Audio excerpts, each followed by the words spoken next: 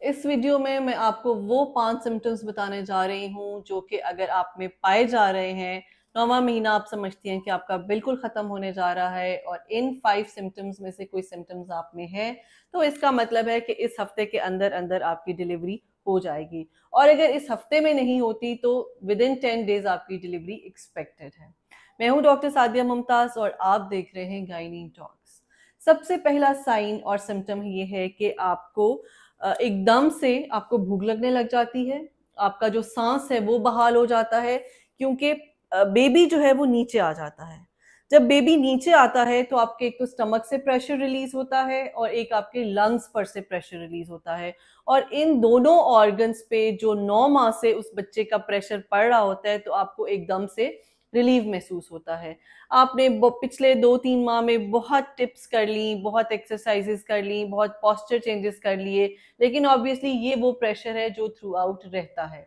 लेकिन a week before delivery जब बच्चा हड्डी में एंटर हो जाता है तो ऊपर से एकदम से लाइटनिंग हो जाती है।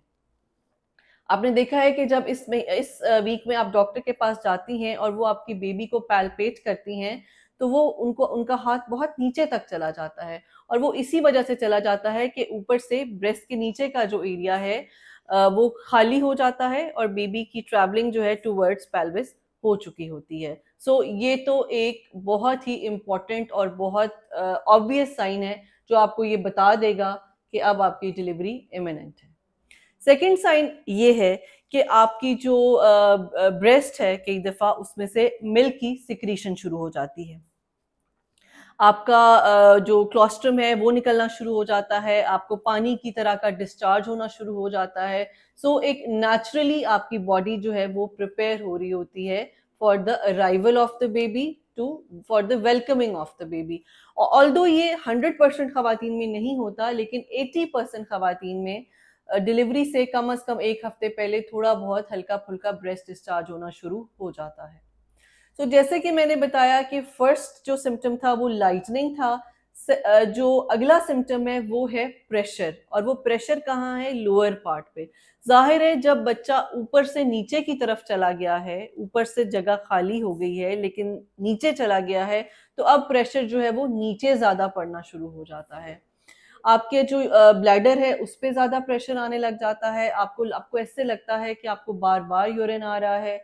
जब आप यूरिन करने जाती हैं तो उसका स्ट्रीम भी नहीं बनती, फ्लो भी नहीं होता।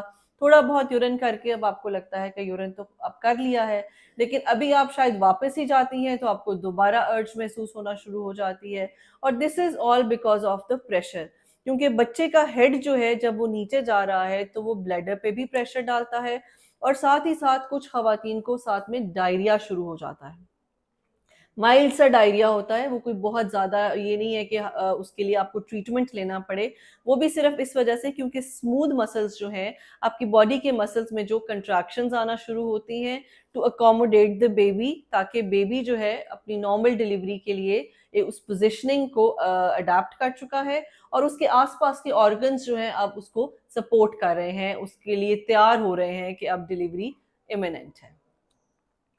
एक और जो बहुत इम्पोर्टेंट फैक्टर है कि खवातीन की जो रूटीन बिहेवियर है उसमें चेंज आने लग जाता है।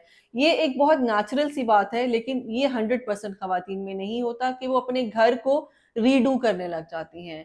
बेबी के आने की तैयारी करने लग जाती हैं, कमरा सेट कर लिया, उसकी चीज़ें इकट्ठी कर ली, कॉट रेडी कर लिया। सो जब आप में एक अर्ज होना शुरू हो जाए कि ये सारा कुछ मैंने करना है, तो आप ये समझें कि बस ये मेहमान जो है अगले 3 से 4 दिन में आने वाला है। एक और बहुत इम्पॉर्टेंट और कॉमन सिम्पटम है जिसको हम कहते हैं शो। शो जो होता है ये पिंकिश डिस्चार्ज होता है। बेसिकली इसमें जो सर्विक्स है, जो यूट्रस का मुंह है जिसको हम सर्विक्स कहते हैं, जब ये बहुत ज़्यादा सॉफ्ट हो जाती है तो ये डायलेट होना शुरू होती है। सो जब सर्विक्स का मुंह खुलने लगता है तो इसमें मौजूद जो वेसल्स हैं वो ब्रेक होते हैं। अब ऑब्वियसली वो इतने बड़े वेसल्स तो नहीं होते कि वो हेवी ब्लीडिंग कॉज करें, वो बहुत थिन सी वेसल्स, थिन सी कैपिलरीज होती हैं जो कि सिर्फ आपके डिस्चार्ज के कलर को पिंकिश या लाइट रेड कर देते हैं। सो अगर वो भी आपको होना शुरू हो गया है तो that is also one of the very important and very common sign कि आपकी लेबर जो है तो बस अगले ही कुछ घंटों में, कुछ दिन में शुरू होने वाली है। लेकिन इस बात को जहन में रखें कि अगर आपकी ब्लीडिंग हैवी हो रही है, आपको पैड रखना पड़ रहा है, आपके पाँव तक ट्रिकल करके ब्लीडिंग जा रही है, then that is not normal, that is not show. Show सिर्फ यही है कि आपका ऑलरेडी जो वेजाइनल डिस्चार्ज था उसका हल्का सा कलर चेंज हो गया, उसके अंदर कुछ थोड़ी बहुत पिंकिश सी स्ट्रीक्स आ गई, वो है तो well and good, it's a very good sign. लेकिन अगर प्रॉपर ब्लीडिंग है without any intervention, without anything, so definitely you have to rush the hospital. एक और सिम्टम है water leakage, baby water leakage. अब इसमें बहुत से पेशेंट्स जो हैं वो थोड़े से कंफ्यूज हो जाते हैं, क्योंकि कई दफ़ा जो वेजाइनल डिस्चार्ज है वो भी थोड़ा सा कोपियस होने लग जाता है, बिकॉज अल्लाह ताला ने एक नेचुरल सिस्टम बनाया हुआ है, एक मैकेनिज्म है कि आपकी जो केनाल है, वेजाइनल केनाल है, जो बर्थ केनाल है, वो लुब्रिकेट हो जाए ताकि बेबी इजी से ट्रेवल डाउन कर सके। सो नियर टू लेबर आपका वेजाइनल डिस्चार्ज तो ज़्यादा होता ही है, लेकिन कई दफ़ा वाटर ब्रेक करता है। तो उन दोनों में डिफ्रेंसिएशन इस तरह से है कि जो आपका वेजाइनल डिस्चार्ज होता है वो थिक होता है, कई दफ़ा होता वो भी कोपियस है कि आपके जो अंडर पैंट्स हैं, जो अंडरवेयर है वो वेट हो जाता है, वो स्टेन हो जाता है। लेकिन जो बेबी वाटर है वो ऐसे है कि आप उठे, आपने सोचा मैं किचन से कप ले आऊं, चाय ले आऊं, पानी रखाऊं, कोई चीज रखाऊं, और अब्रप्टली एक टक की आवाज आती है और सारा वाटर जो है वो ट्रिकल डाउन कर जाता है। और वो आपके आप even you can see that कि आपके पाँव के दरमियान एक छोटा सा पडल बन चुका है, छोटी सी पूलिंग हो गई है। So that is basically water leakage.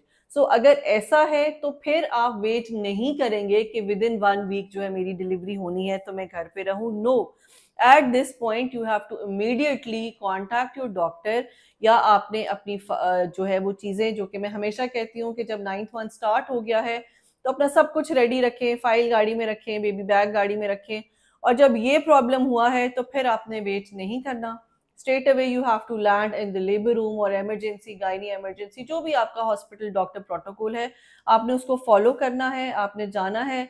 उसमें फिर ये है कि वो आपको फर्दर आगे जो है वो लेबर के लिए मैनेज करेंगे। और कई दफा ये भी होता है कि हाइंड वाटर लीक करता है। हाइंड वाटर का मतलब ये होता है कि एक बैग जो है, एक वो बेबी के हेड के आगे होता है, जिसको हम फोर वाटर कहते हैं। अगर वो लीक हो जाए तो बस फिर स्ट्रेट अवे हमें अपनी मैनेजमेंट शुरू कर देनी पड़ती है। लेकिन अगर हाइंड वाटर लीक हुआ है, यानी कि पीछे का जो